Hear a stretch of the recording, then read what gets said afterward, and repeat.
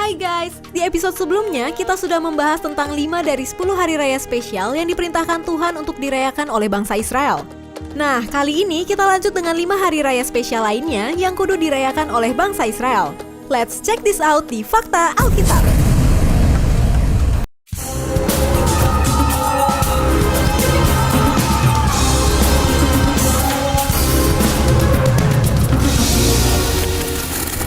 Dilanjut dengan hari raya yang ke-6, yaitu Hari Raya Peniupan Serunai. Hari Raya Peniupan Serunai adalah hari perkumpulan kudus dengan meniup serunai. Serunai itu menurut tradisi Yahudi terbuat dari tanduk kambing jantan yang disebut shofar. Pada hari raya ini, umat Israel melakukan perhentian penuh. Mereka tidak boleh melakukan suatu pekerjaan yang berat. Selain itu, mereka juga harus mempersembahkan korban api-apian kepada Tuhan. Dalam Bilangan 29 ayat 1-6 dibahas tentang berbagai macam persembahan yang harus dipersembahkan oleh bangsa Israel pada hari raya peniupan serunai.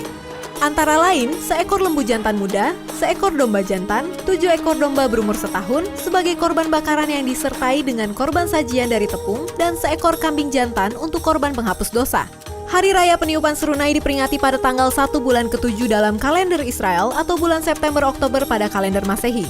Di kemudian hari, orang Yahudi menyebut hari raya peniupan serunai ini sebagai Rosh Hashanah atau awal tahun yang kemudian menjadi tahun baru mereka. Ketujuh, Hari Raya Pendamaian. Seperti halnya hari raya peniupan serunai, hari raya pendamaian adalah hari perhentian dan perkumpulan kudus. Pada hari ini, umat Israel harus berhenti dari segala aktivitas mereka.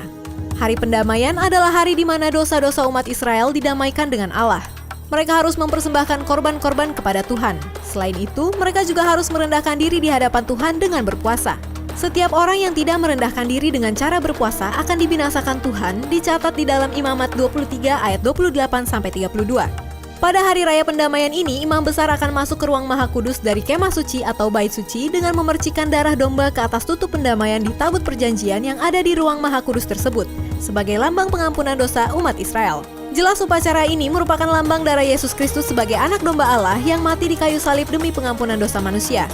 Hari raya pendamaian diperingati pada tanggal 10 bulan ke-7 dalam kalender Israel atau bulan September-Oktober pada kalender Masehi. 8. Hari Raya Pondok Daun. Seperti halnya 2 hari raya sebelumnya yang terjadi di bulan yang sama, Hari Raya Pondok Daun diperingati oleh bangsa Israel secara khusyuk. Mereka tidak boleh melakukan pekerjaan yang berat. Bahkan pada hari pertama dan hari terakhir acara tersebut, bangsa Israel harus berhenti total bekerja.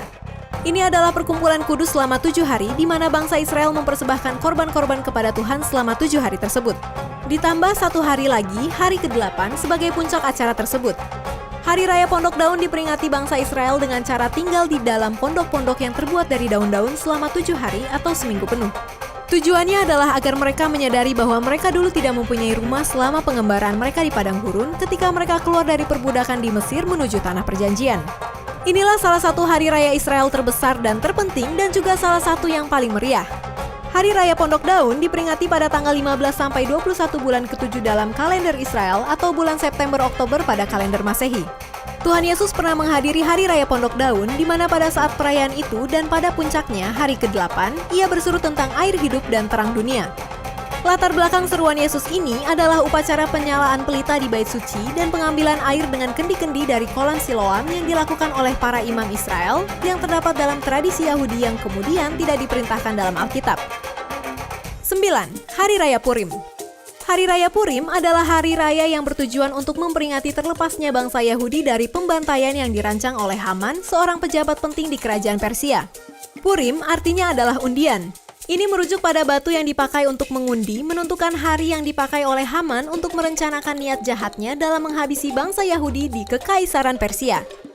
Tetapi melalui kerjasama dengan sepupunya yang telah menjadi Ratu Persia, Esther, dan dengan kedudukan barunya sebagai pejabat tinggi di Persia, Mordekai berhasil menggagalkan rencana Haman untuk memusnahkan bangsa Yahudi. Hari Raya Purim diperingati pada tanggal 14-15 bulan ke-12 dalam kalender Israel atau bulan Februari-Maret pada kalender Masehi. Yang terakhir, Hari Raya Pentabisan Bait Allah. Hari Raya Pentabisan Bait Allah tidak ada diperintahkan Tuhan di Alkitab. Sebab hari raya ini terjadi pada masa antar perjanjian, masa di antara zaman perjanjian lama dengan zaman perjanjian baru. Hari raya ini bertujuan untuk memperingati penyucian Bait Allah di Yerusalem pada tahun 164 Masehi dari penajisan yang dilakukan oleh Antiochus Epiphanes, raja Yunani Syria yang jahat. Antiochus Epiphanes adalah raja terkenal dari kaum Seleucus yang beberapa kali muncul dalam penglihatan Daniel. Di masa pemerintahannya, kerajaan Yunani Syria berjaya. Pada masanya jugalah bangsa Yahudi mengalami penindasan yang berat.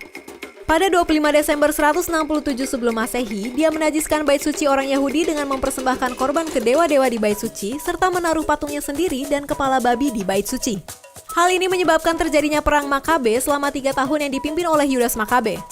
Orang Yahudi berhasil menang dalam pertempuran ini dan mereka membersihkan kembali bait suci.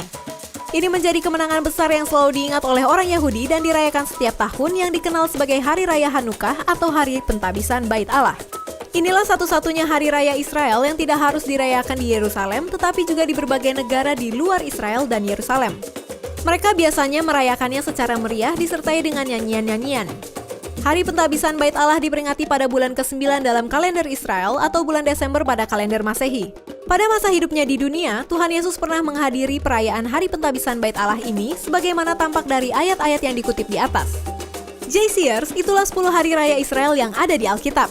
Kalau suka dengan fakta-fakta ini, silakan komen, di-subscribe, dan di-share. God bless you!